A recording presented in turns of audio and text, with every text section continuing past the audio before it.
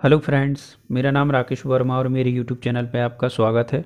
दोस्तों, आज के वीडियो में जानेंगे सामान्य प्रबंधन से जुड़े इम्पोर्टेंट क्वेश्चन आंसर, जो आपकी मध्य प्रदेश की पटवारी परीक्षा के लिए इम्पोर्टेंट क्वेश्चन आंसर रहेंगे।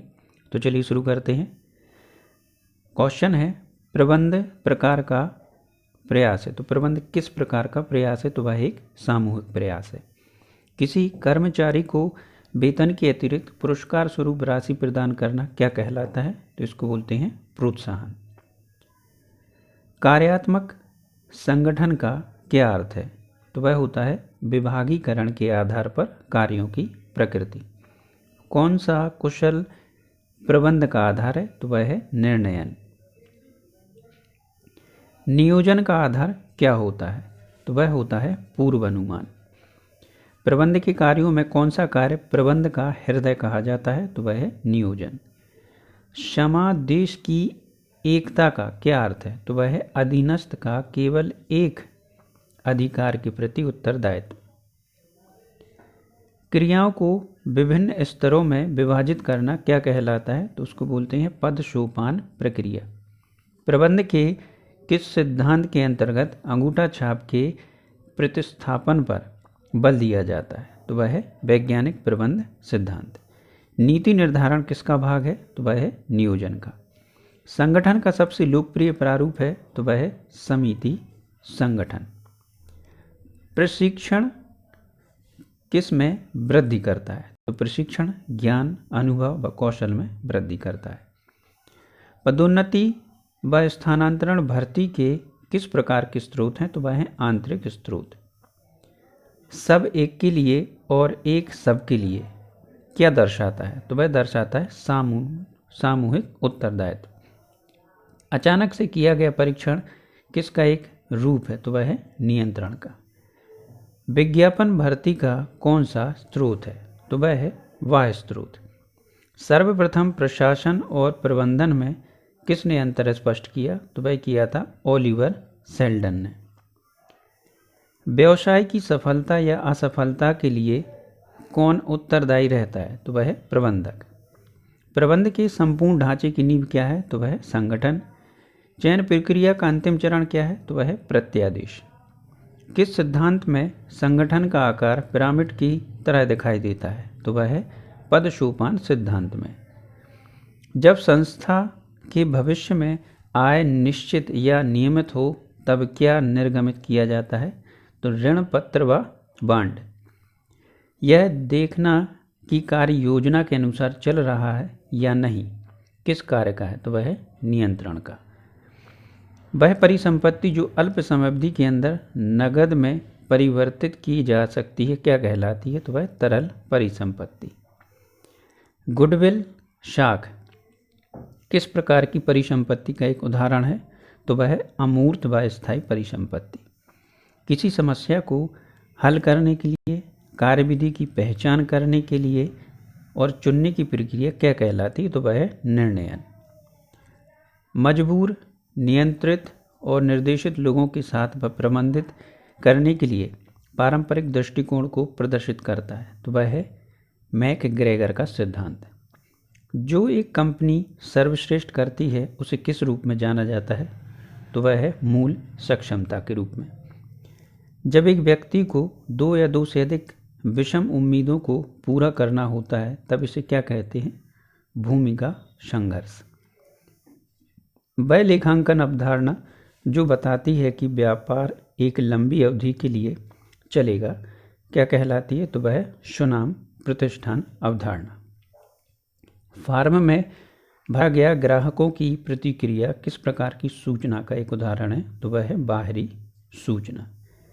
किस चयन परीक्षा को उचित परीक्षण देने के बाद दिए गए कार्य को करने की क्षमता के मापन के लिए संगठन द्वारा आयोजित किया जाता है? तो वह है रुझान परीक्षण। वित्तीय लेखांकन मानक बोर्ड को किस नाम से जाना जाता है? तो वह है FASB।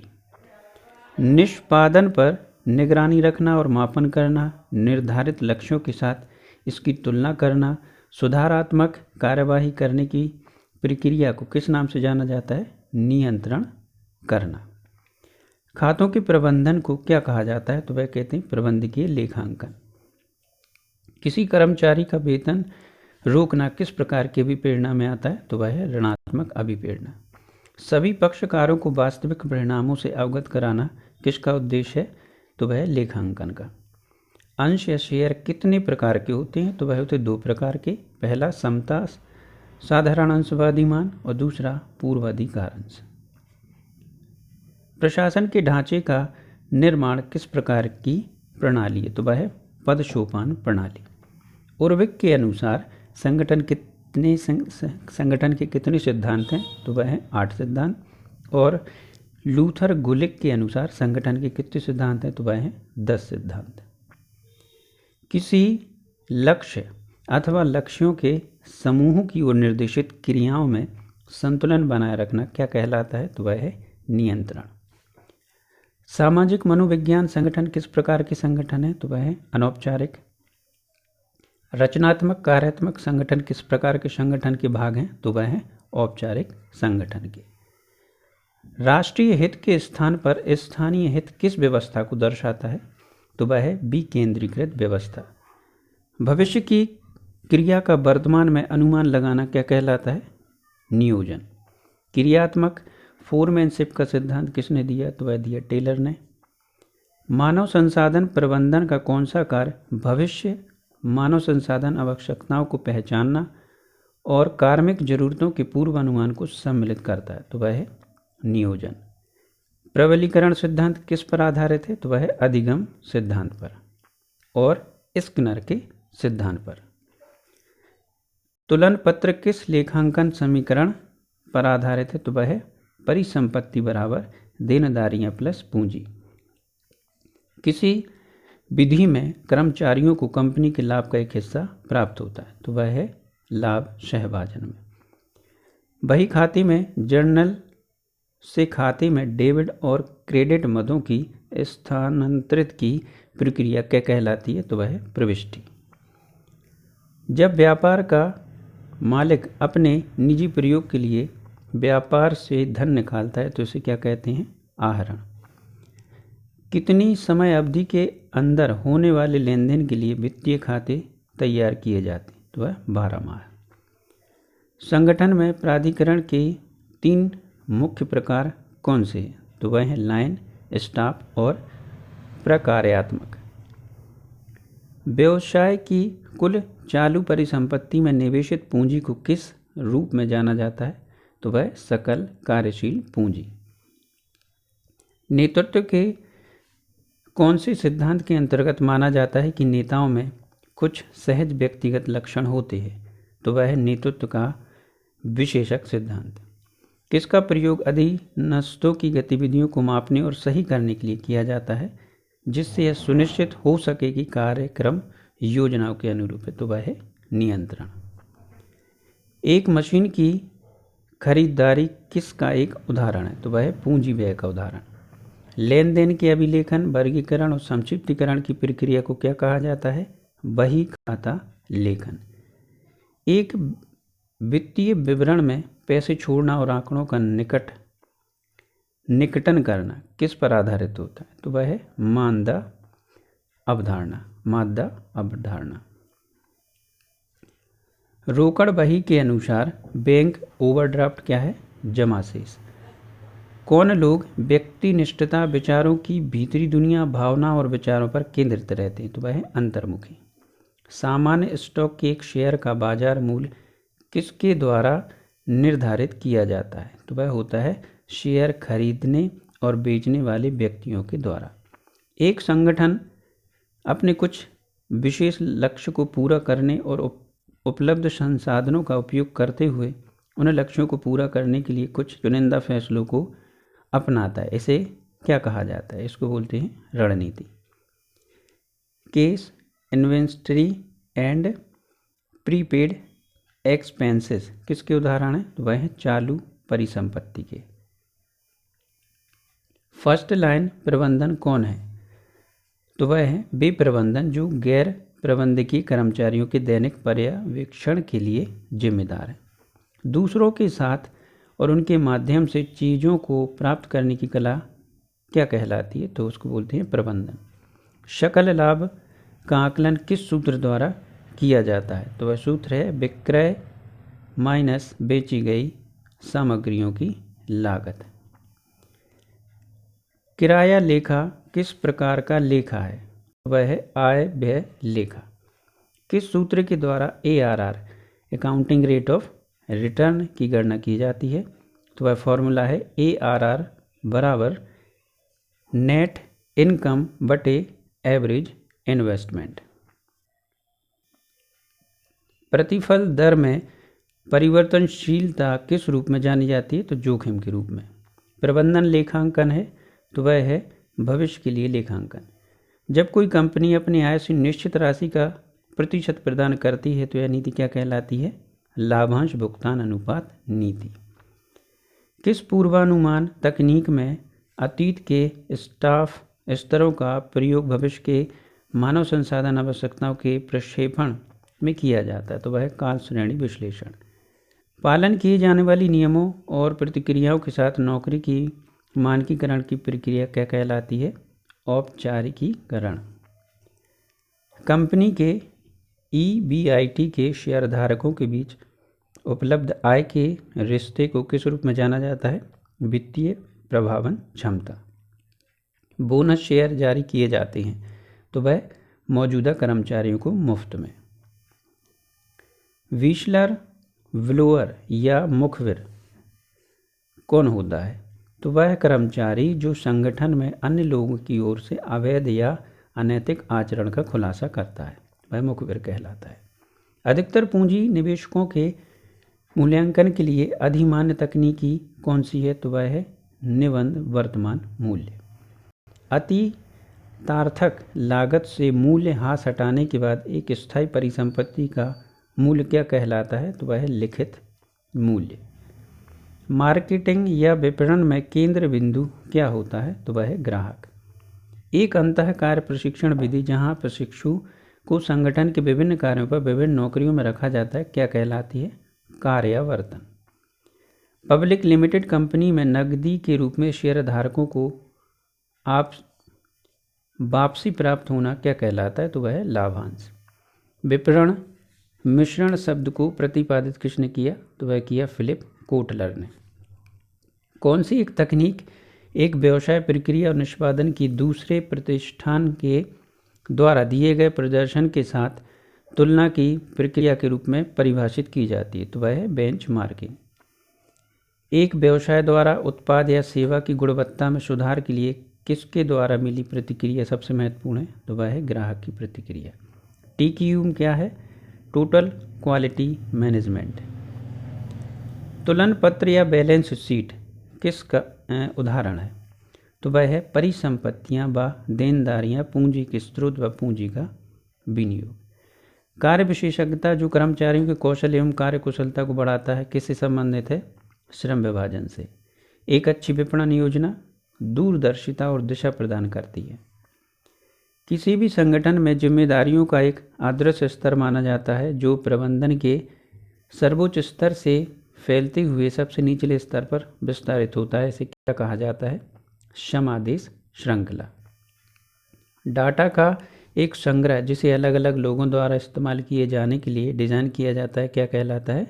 डेटाबेस। उपभोक्ता के लिए निर्माता से एक उत्पाद लाने में शामिल विभिन्न संगठनों के क्रम को एक रूप में निर्दिष्ट किया जाता है तो वह वितरण सारणी से। विपणन मिश्रण की अवधारणा का प्रतिपादन किसके द्वारा किया गया? तो फिलिप कोटलर। बेंच मार्केटिंग क्या है? तो वह है सफल व्यवसाय के साथ तुलना। नियोजन होता है भविष्यकाल के लिए। निर्णयन विभिन्न विकल्पों के मध्य चयन है। यह कथन किसने या किसका है? तो वह पीटर एफ ट्रकर का। निर्णयन के संदर्भ में सही बात है तो वह है निर्णयन नियोजन का एक अंग है। नियोजन मार्ग की सबसे बड़ी समस्या क्या है? तो वह है भावी परिस्थितियों की अनिश्चितता। नियोजन की प्रक्रिया किसके निर्धारण के साथ शुरू होती है? तो लक्ष्य एवं उद्देश्य। मजदूरी एक अनुबंध के अंतर्गत दी गई राशि है जो नियोक्ता द्वारा श्रमिकों को उसकी सेवा के बदले दी जाती है। यह कथन किसका है? तो यह है वेहम का कथन।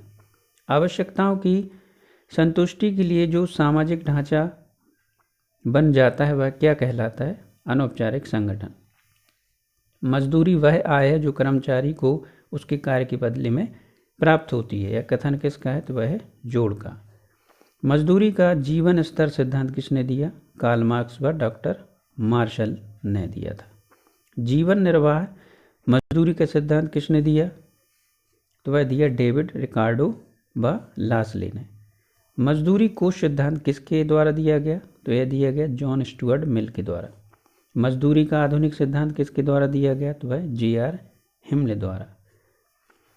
न्यूनतम मजदूरी वह मजदूरी है जो श्रमिक तथा उसके परिवार की भौतिक आवश्यकताओं का पूरा करे। यह कथन किसके द्वारा दिया गया? तो अखिल भारतीय सेवा योजक संगठन ने दिया।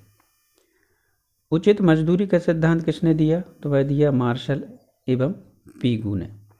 निर्वाह मजदूरी की परिभाषा किसने दी? तो वह हिंगिस ने दी। भारत में लेखा मानक एक विषय में व्याख्या करता है, तो वह लेखांकन नीतियों का प्रकटीकरण। आवेदन प्रपत्र पर विवरणों के लिए क्या शब्द दिया जाता है जिसमें सामान्य रूप से उम्मीदवार का नाम, जन्म तिथि, लिंग, विवाह की स्थिति, पता आदि शामिल होती है? तो वह है व्यक्तिगत जानकारी। लेखांकन का प्राथमिक कार्य, तो लेखाकरण का है वित्तीय लेन देन से संबंधित होता है। आकस्मिक देयताएं कहाँ दिखाई जाती हैं? तो तुलन पत्र के लेखा पर नोट्स। प्रशिक्षण के किस क्षेत्र में एक कर्मचारी को उसकी समस्याओं को सफलतापूर्वक निपटान करने के लिए तैयार किया जाता है? तो समस्या समाधान प्रशिक्षण। किस नियम के अंतर्गत ट्रायल बैलेंस का मिलान हमेशा होना चाहिए? तो वह प्रत्येक डेबिट का एक तदनुरूप क्रेडिट होता है। राष्ट्रपति, उपराष्ट्रपति, कार्यकारी निर्देशक आदि किस स्तर के प्रबंधक होते हैं? शीर्ष प्रबंधक। धन वक्तव्यों के उपयोग स्रोतों को किसके हिस्से के रूप में परीक्षित किया जाता है या किया जाएगा? तो वह निधि प्रवाह विश्लेषण। प्रतिफल की आवश्यकता दर जो ऋण निवेश को शेयर धारकों के हितों का संरक्षण करने के लिए बनाई जाती, तो वह है ऋण की लागत। कौन सी प्रणाली प्रबंधकों को परिष्कृत प्रणालियां विकसित करने में मदद करती है जिससे सूचना का बेहतर नियंत्रण मिलेगा? तो वह कंप्यूटर आधारित सूचना प्रणाली। पूंजीगत व्यय कहाँ दिखाई देता है? बैलेंस शीट में। उपभोक्ता संचालित विचारधारा में सर्वोपरि किसे माना जाता है? उपभोक्ता को। नौकरशाही सिद्धांत का प्रतिपादन किसने किया? तो मैक्स वेबर ने। स्टॉक क्या है? चालू संपत्तियों का एक भाग। उत्तरदायित्व व प्राधिकार में संतुलन क्यों आवश्यक है? तो वह है संगठन के उद्देश्यों की प्राप्ति के लिए। प्रबंध का संबंध किससे है? तो वह संगठन के विकास के साथ मानवीय व्यवहार से। नियंत्रण विस्तृति को निर्धारित करने का सूत्र किसने प्रस्तुत किया? B.A. ग्रे क्यूनास ने। मुद्रास्फीति की वजह से मुद्रा का मूल्य समय के साथ कम हो जाता है। मुद्रा मूल्य में कमी के कारण व्यक्ति भविष्य की तुलना में वर्तमान में उपभोग करना पसंद करता है। बंद पत्र, डिवेंचर और आवधिक कर्ज किस प्रकार की देनदारियों में आते हैं? तो वह दीर्घकालीन देनदारियां। पूंजी तथा लाभांश भुगतान व पूर्वाधिकार रखने वाले क्या कहलाते हैं? तो वह है अधिमान अंशधारी। जब एक प्रबंधक बाहर की दुनिया को संगठन की सूचना देता है तब वह क्या कहलाता है? तो उसको बोलते हैं प्रवक्ता। तो दोस्तों आज की वीडियो में बस इतना ही। Thank you.